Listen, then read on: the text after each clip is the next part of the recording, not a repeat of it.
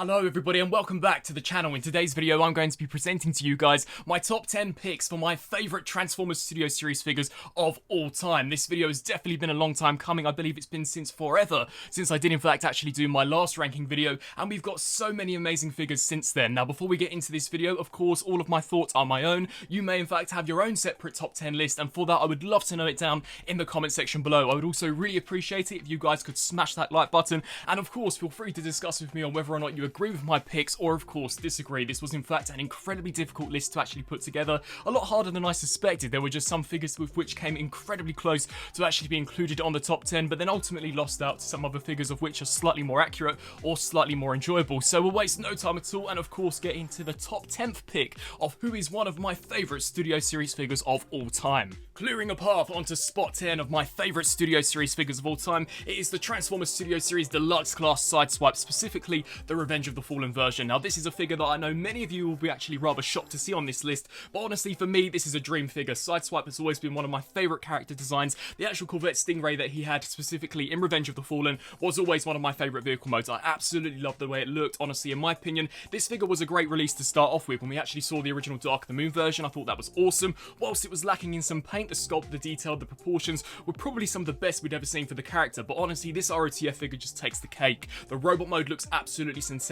The refinements that Hasbro and Takara made to the paint apps alone really do make this look worlds apart from its original DOTM version, and honestly with the modifications made to the vehicle mode, this was undoubtedly going to make its way onto this list. This guy pretty much obliterates any of the previous Sideswipe figures, even one that I actually regarded as a holy grail, that being the Human Alliance version. I just think the backpack compresses so much nicer. It doesn't really have any stability issues despite the really unusual nature of the design, and he comes with some fantastic accessories. Usually we would either see the blades or the pistols included with a release, whereas with this guy he actually came with both. Honestly this is a fantastic figure, and vehicle mode and robot mode alike are awesome for display, so this guy honestly is definitely one of the best out there. Commanding his way onto spot number 9 is the Bumblebee Movie Studio Series Cybertronian Starscream. I know, another controversial pick much like Sideswipe, and this spot actually came incredibly close to being obtained by the SS Blitzwing, but Starscream just has that upper edge in my opinion. I absolutely love this as a Voyager. In my opinion this is by far one of the best built, one of the best constructed Voyager releases that we've seen for the Studio Series line so far. In terms of proportion and actual size, he's a proper Voyager, really big and bulky. I think the joints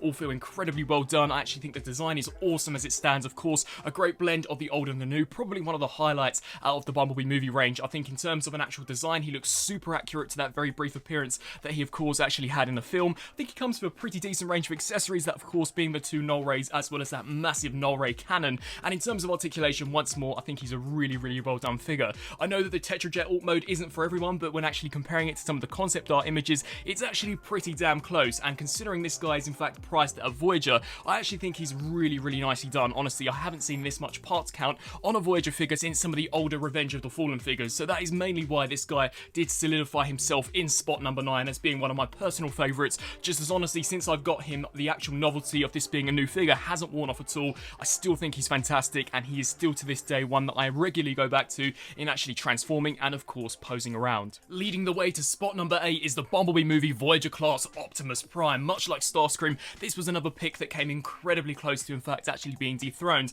by the Transformers 07 Optimus Prime. In my opinion, the toss-up between the two was just so tight, but overall I did in fact actually have to factor in playability as well as actual build structure, and in my opinion this is the best Voyager Prime this line's seen so far. It's incredibly well constructed in terms of an actual Voyager, much like that Cybertronian Starscream. It's built so nicely. It is in fact a proper scaled Voyager. None of the pieces feel incredibly hollow nor flimsy. All of the plastic is fantastic. The attention to detail is just mesmerizing, and as an actual design it is awesome. Much like Starscream once more, a great blend of the old and the new, the perfect Optimus Prime design in my opinion, and whilst at heart I will always absolutely adore the Bayformers design, it's never really been one that I think has been captured perfectly at the Voyager scale. Maybe if they did in fact actually reissue a leader class version, then maybe that would have in fact actually topped the spot and could have potentially even been one of the best figures on this list, but as it stands I do in fact think as an actual Voyager it dethrones the actual 07 Prime. I think the transformation is incredibly intricate, once more harkens back to some of those older ROTF transformations, and in terms of a truck mode for the most part I actually think it cleans up incredibly well, even better than its movie masterpiece counterpart. And if you are in fact actually able to pick up the premium finish version, then I would definitely recommend it, as it really does allow you to appreciate some of the details of which go slightly missed list on the mass released version. Blasting his way onto spot number 7 was undoubtedly the Voyager class Ironhide, based on the first live action movie. Honestly, this guy is just awesome. There's really not much else I can say. In terms of an Ironhide, in my opinion, it absolutely destroys any of the competition, even actually being a rival for the movie masterpiece figure, especially in terms of the actual price point. This guy's chest holds together by far the best. Honestly, it is one of the best constructed Ironhide figures of all time, and honestly, if Hasbro and Takara could have in fact found a way to in fact actually transform to the bumper on the chest a little more, he probably would have been a solid smashing 10 out of 10. In terms of robot mode, he looks incredible. I think the paint is awesome. He actually comes with proper proportioned cannons, something which up until this point pretty much any of the previous Ironhide figures had failed at. Once more, that chest holds together like there is no tomorrow, probably one of the best. I think in terms of articulation, he's fantastic. The actual detail to the face sculpt alone is awesome, and Ironhide is by far one of my favourite characters, as I'm sure he is to many of you. This character is just so awesome, and it was great to see him finally get a fantastic release in 2018. This particular figure also has a very interesting transformation, by far not too complex nor too simplistic, and once more results in an incredibly awesome GMC top kick that of course he obtained in all 3 of his live action movie debuts. If you don't in fact actually own this figure in the collection, then it is by far one that I would highly recommend tracking down, as in my opinion it is by far one of the best Voyager Autobots this line has seen, and I'm really hoping that we can in fact actually see a revised version of this, maybe to in fact fit into the Dark of the Moon line, as I really think if they could just tweak that bumper, we could be dealing with a solid 10 out of 10 figure. I mean, to me he's already perfect, but honestly if we could just reduce that bumper, this guy would be sensational. So definitely Ironhide was undoubtedly going to make it onto this list, and once more the plastic is just so nicely done. So definitely Ironhide is an awesome figure.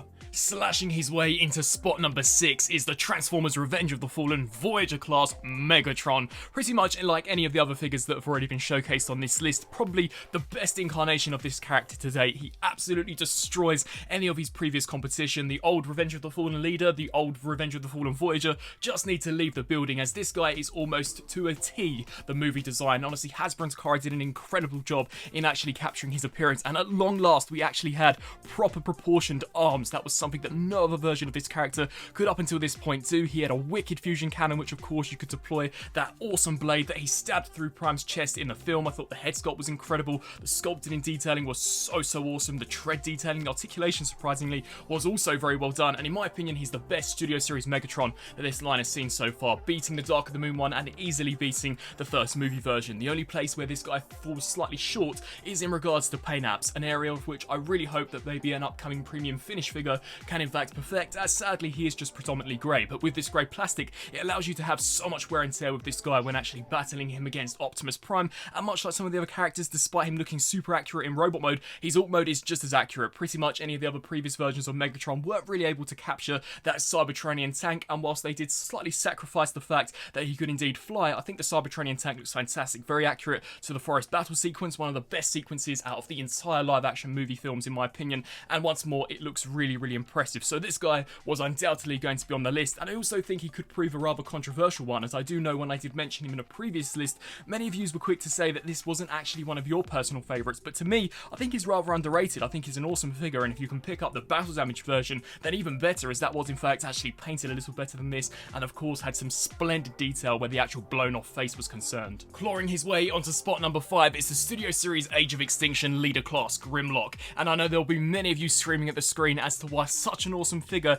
is ranked pretty lowly on the top 10 SS figures of all time, and that's just simply because the final 4 that we're yet to take a look at are by far some of the best I've ever picked up throughout my years of collecting. But anyway, getting back to Grimlock, much like the previous figures, this obliterates, literally decimates the previous versions of this guy. That Voyager Age of Extinction, and especially that original 2014 Grimlock, can literally just be eradicated from history. This one is so well done. If you actually compare the robot mode to this, to the actual CGI model, it is literally like looking at a perfect statue. This looks so well done, especially for a mass-produced figure. The attention to detail, the sculpt work is just incredible. The paintwork for a mass-produced figure is probably one of the best we've ever seen from the Bayformers line, maybe even being a slight rival for a figure that we're yet to take a look at on this list. But in regards to detail, honestly, it's just super cool. Of course, there were some issues in regards to the Wrecking Ball mace being attached to the arm permanently, but if you pick up the DNA design kit, it literally perfects that, and even without that, this guy would still be ranked as highly as he is on this list. I think in terms of transformation, it's very simplistic, especially in terms of how accurate he actually is, and when we turn to the Dino mode, honestly, whilst it is slightly sacrificed, I also think that it is a major upgrade from pretty much any of the previous versions. But sadly, this is the only Age of Extinction Dinobot figure that that we've seen. We haven't seen the likes of Strafe, we haven't seen Slug, and we sadly haven't seen Scorn. So I would really love to see updated versions of those, as if they were able to pull off this design so well almost 4 or 3 years ago now, then I can only imagine as to how awesome those figures would be. But yeah, Grimlock definitely is one that I know many of you will definitely agree with me in saying is by far one of the best figures ever produced for the live action movies. Eyeing up spot number 4 is the Dark of the Moon leader class Shockwave. Once again, another smash out. In terms of accuracy, this guy is as accurate as it gets. He looks incredible. He's probably one of the only SS figures that, despite actually having an upgrade, didn't really need one by DNA Design. He was already perfect as it is. All they really did was stiffen up some of the materials used, but the actual stock figure himself was by far one of the greatest, and this was the Shockwave that I've been waiting for ever since I was a little kid. I loved the original Voyager. Even to this day, I still regard it as being one of my favourite toys of all time, but with this figure, there's no denying that it destroys it. In terms of accuracy to the movie, this guy looks incredible. The face sculpt is remarkable. The paintwork, much like Grimlock, is by far one of the best. I actually think it could be one of the best. We very rarely see dry brushing actually applied to Transformers, especially this well, and Shockwave is probably one of the best prime examples of painting done well by Hasbro. I think he looks really impressive in robot mode, considering he never really transformed in the film, much like some of the Bumblebee Movie characters that I was able to take a look at recently. It really allowed Hasbro to home in on smashing those bot mode details, and smash they did. He looks almost as if though he's been ripped straight out of the CGI. Such an awesome update. I think the articulation too was pretty wicked. Of course, he had some flaws, such as some pretty wobbly ankles, but honestly, that's just a minor critique in the grand scheme of things, especially considering how awesome he is. And the actual Cybertronian tank mode, whilst is an almost nice homage to some of the previous alt forms that Shockwave has obtained, is rather throwaway. But once more, it's all about that bot mode in my opinion, and I think he is just such an intimidating character design, probably one of the most aggressive looking Decepticons that we've ever seen. So definitely Shockwave here is a wicked figure. Sticking a landing into spot number 3 is the Revenge of the Fallen Studio Series leader class Jetfire. Honestly, such a fantastic figure, a perfect update to an already great older 2009 counterpart. This figure literally perfected every qualm that I had on the original version. Gone were those massive afterburners that would attach onto the shoulders, and of course that rather clunky design. This guy eliminated the battery compartment that the older previous figure had, allowing for supreme movie accuracy, and honestly it doesn't get any more accurate than this, unless you are in fact planning to pick up the upcoming non-transformable 3.0 version, as Hasbro and Takara did an exceptional job. One of the best head sculpts that I've ever seen from the live action movie figures. It looks super impressive. You could literally stare at it all day long and you'd find brand new details that perhaps you would have missed first time round. The attention to detail in terms of the biceps, the mechanical components that go into the actual turbines on the legs, the torso, everything about this guy is just phenomenal. I think they got the proportions down to a T. Articulation, surprisingly, for such a strange character design is really well done. I was super surprised to see him have the likes of ankle rocker joints, of course really good articulation where the arms are concerned, and the head sculpt, unlike the original counterpart, was now on a full ball joint, which really did allow for some super expressive range of motion. So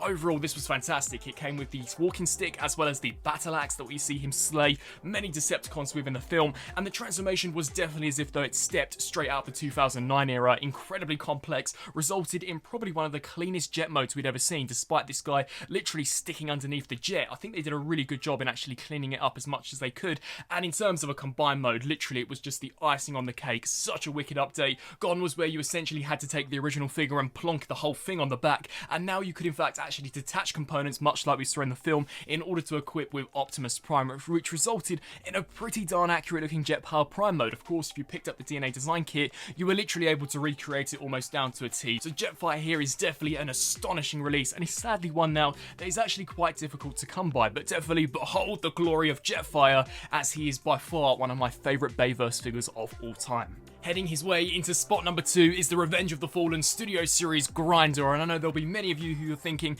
who the heck could in fact take top spot? And I would love to know down in the comment section below, just before we get to top spot, as to who you guys think I've picked. But this guy literally is incredible. Much like Sideswipe that we took a look at in spot 10, this took an earlier Studio Series figure and literally perfected it. The hands are a major improvement. They truly are the icing on the cake. Now the fact that you can actually rotate the wrist, it really does make all the difference. Grindor / Blackout is definitely one of the most movie accurate figures that we've ever seen, and it's probably one of the biggest love letters that Hasbro have ever given to Bayverse fans. For so many years we were left to deal with a really crappy 2007 Voyager mold, which just was not up to par with the presence that Grindor / Blackout demanded. This was a huge character in the film, and at long last in 2018 when they actually launched this line, one of the first leaders they packed in was a leader class Blackout, and it literally blew my expectations through the roof. I could never have imagined that we would have in fact actually saw this guy almost a decade on from when he originally appeared in the films, and this grind or repaint really did perfect many of the wrongs that the original version had. I actually think the paint apps are way superior on this guy, especially where the head sculpt is concerned. Whilst the rust isn't the best, it definitely to me is a welcome addition and is a lot better when in comparison to the Doc the Moon Megatron rust. I think his accessories are pretty cool, such as the blade of which can actually attach onto the arm, and the included minion of Ravage also is pretty nice, although we'll undoubtedly see a core class version of that in the future. I thought articulation was awesome. The fact that they actually nailed the look of the legs in robot mode alone was just incredible, and the copter mode is by far one of the best I've ever seen. Much like some of the previous figures, it's got a transformation of which really does seem as if though it's jumped straight from 2009. Really complex, really demanding of that leader price point, and the only way I can ever see a company actually topping this is if they were to make a non-transforming version, or of course if they were to take this into the movie masterpiece range, of which I do hear rumours we could be seeing as early as next year, so definitely super pumped for that. But as for now, in terms of a mass-produced figure, this is probably as accurate as it's ever going to get, which of course brings me on to our top pick. The best Studio Series figure of all time is of course the mighty Revenge of the Fallen Devastator, and much like Skid said when he first saw this guy, look at this motherfucker. Honestly, this guy is incredible. Now, I know there will be many of you who are saying that this is a slight cheat, especially considering that it's comprised off of 8 individual Constructicons, but Hasbro did in fact actually release this as its own actual figure in the Studio Series 69, so that's how I've been slightly able to cheat to pack him on this list. In my opinion, this is by far one of the most ambitious figures that Hasbro have ever produced. Literally, the fact they individually released all 8 Constructicons, all of which are incredible in terms of robot mode as well as vehicle mode, and actually put together a pretty decent looking combined mode, in my opinion, even to this day, is still astonishing. And I just remember how excited and how hyped I was when this guy was first shown off at MCM London Comic Con, I believe in 2018, so many years ago. It feels like a lifetime ago now, but this guy was definitely worth the wait. Honestly, it was so exciting collecting each of the Constructicons and being that one step closer to actually completing Devastator. I remember getting Mixmaster for the first time, and literally I didn't even care about the robot or vehicle mode. I just wanted to put him in his combined mode, and I was just admiring the details of the face all day long. And this figure to me is a dream product. The fact that you can in fact disassemble him to create all 8 Constructicons, all of which are fantastic, is just incredible. And whilst the combined mode wasn't as accurate as promoted, I still thought it was pretty well done, especially considering the offering that we got in 2009. And for those of you like me who picked up the DNA design kit, it literally made him so much better, literally 10 times better. So this figure, in my opinion, is definitely a holy grail. Not only is this the best Studio Series figure that I think has ever been released, but I think it's by far one of the best Transformers figures that I own in the collection. It's just so out there, it's just so ambitious by Hasbro and Takara, and the only way I could kind of see them actually topping this is if maybe they did something similar in regards to an 86 G1 themed Devastator, but that's a whole discussion for another video. So yeah, that's my top 10 list of the best Studio Series figures of all time. I would love to know down in the comment section below on whether or not you guys agree with my list. Are there figures that you believe should have been taken off and perhaps replaced by others? As mentioned at the beginning, this was actually a really difficult list to put together. All of the SS figures for the most part have been pretty awesome, and I know there would have been many of you expecting me to perhaps pack in more Bumblebee Movie figures, and whilst all of them are awesome, I just think the figures that I packed into this list definitely have a special place in my collection. So a massive thank you to each and every one of you for actually checking this video out. I would love to know down in the comment section below your top 10 picks for the best Studio Series figures of all time, and also be sure to let me know on whether or not you either disagreed or agreed with this video. I thank you guys all so much for watching, and until my next video, I'll see you then. Thanks for watching.